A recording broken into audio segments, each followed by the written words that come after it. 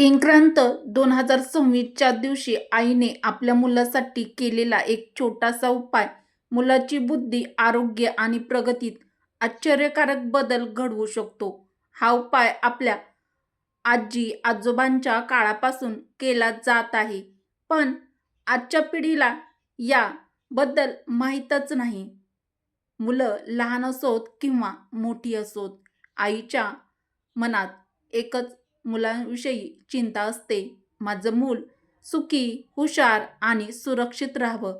आणि म्हणूनच मैत्रिणींनो, संक्रांतीसारख्या या पवित्र दिवशी प्रत्येक आईने श्रद्धेने केलेला प्रार्थना किंवा उपाय थेट देवापर्यंत पोहोचतो. पण मैत्रिणींनो, लक्षात ठेवा, हा उपाय करताना एक छोटीशी चूक झाली तर अपेक्षित परिणाम या उपायाचे मिळत नाहीत. त्यामुळे ती चूक नेमकी कोणती आहे आणि उपाय योग्य पद्धतीने कसा करायचा आहे, हे मी या व्हिडिओच्या शेवटी नक्कीच सांगणार आहे. म्हणून हा व्हिडिओ तुम्ही शेवटपर्यंत नक्की पहा. चॅनलवरती नवीन असाल तर चॅनलला सबस्क्राईब व व्हिडिओला लाईक करा. संक्रांत 2026च्या दिवशी प्रत्येक आईने आपल्या मुलासाठी केलेला एक छोटासा उपाय मुलाची बुद्धी, आरोग्य व प्रगतीत आश्चर्यकारक बदल घडवू शकतो. हा अतिशय प्रभावी उपाय आपल्या आजी-आजोबांच्या काळापासून केला जात आहे. त्यामुळे मैत्रिणींनो, प्रत्येक आईने कमेंटमध्ये आपल्या लाडक्या मुलाचं नाव नक्कीच लिहा किंवा तुम्ही कमेंट बॉक्समध्ये श्री स्वामी समर्थ, जर तुम्ही स्वामींची मनापासून भक्ती करत असाल तर श्री स्वामी समर्थ नक्की टाईप करा. मकर संक्रांती व संक्रांत महत्त्व. मकर संक्रांती 2026 हा आपल्या हिंदू धर्मातील अत्यंत पवित्र आणि मोठा सण आहे. महाराष्ट्रामध्ये हा सण विशेषतः सौभाग्यवती स्त्रिया मोठ्या श्रद्धेने साजरा करतात. हा सण 3 दिवसांचा मानला जातो. पहिला दिवस भोगी, दुसरा दिवस मकर संक्रांती 14 जानेवारीला आपण काल साजरी केली आणि आज तिसरा दिवस संक्रांत किंवा करी दिन 15 जानेवारी. आपल्या हिंदू धर्मातील परंपरेनुसार संक्रांत या दिवसाला करी दिन असं देखील म्हणतात. तर मैत्रिणींनो, संक्रांत या नावामागची कथा. पौराणिक कथेनुसार या दिवशी संक्रांती देवीने किंकासूर नावाच्या राक्षसाचा वध केला, म्हणूनच या दिवसाला संक्रांत असं नाव पडलं आहे. ज्योतिषशास्त्रानुसार या दिवशी शुभ कार्य टाळले जातात, पण श्रद्धेने केलेले उपाय मात्र अत्यंत फलदायी ठरतात. तर या संक्रांतीच्या दिवशी महिलांनी पाळावयाचे नियम. या दिवशी महिलांनी विशेषतः कोणाचीही निंदा अजिबात करू नये. मनात कोणाप्रती राग किंवा द्वेष ठेवू नये. भांडण, वादविवाद, कलह टाळावा. सात्विक अन्नाचं ग्रहण करावं. तामसिक भोजन टाळावं आणि देवघरात दिवा लावून भगवान विष्णू व माता लक्ष्मी यांची पूजा करावी. या वर्षीची संक्रांत अत्यंत फलदायी योगाची मानली जाते.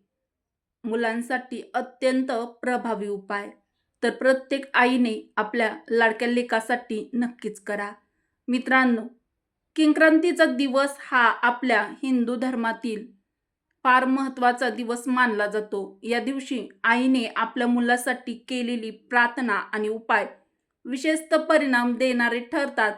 कधीकधी मुलांमध्ये नकळत चिडचिड, हट्टीपणा, ऐकण्याकडे दुर्लक्ष, अभ्यासात मन न लागणे किंवा सतत अस्वस्थपणा दिसून येतो. यामागे अनेकदा मानसिक अस्थैर्य किंवा नकारात्मक प्रभाव कारणीभूत असतो. अशा वेळी हा सोपा पद्धतीचा, सुरक्षित आणि पारंपरिक उपाय मुलामध्ये शांतता, सकारात्मक ऊर्जा आणि स्थैर्य निर्माण करण्यास देखील मदत करतो. तर तुमच्या मनामध्ये प्रश्न निर्माण झाला असेल की हा उपाय कधी करायचा आहे.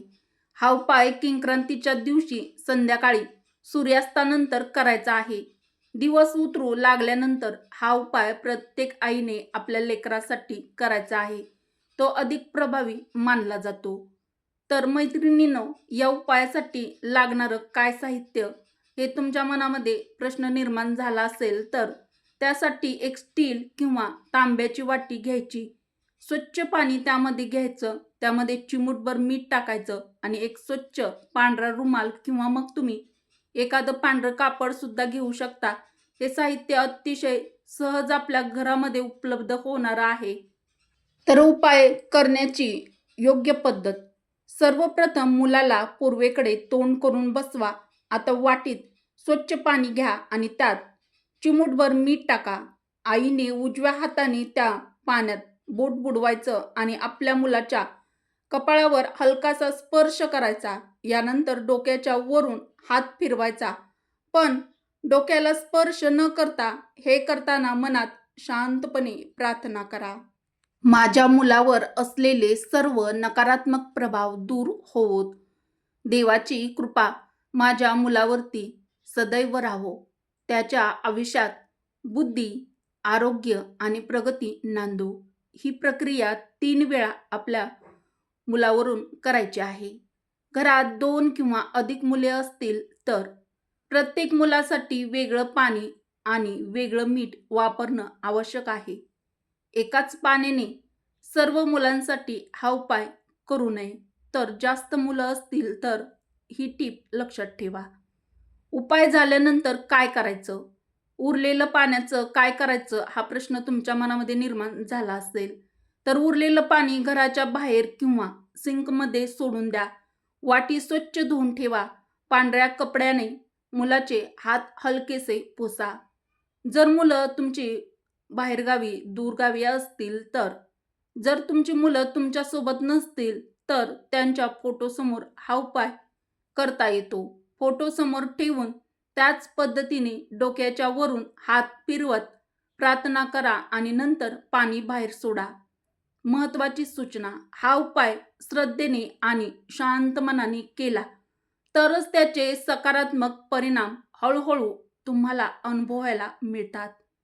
मैत्रिणींनो, हा उपाय कोणत्याही अंधश्रद्धेसाठी नसून आईच्या प्रार्थनेचा आणि विश्वासाचा एक भाग आहे.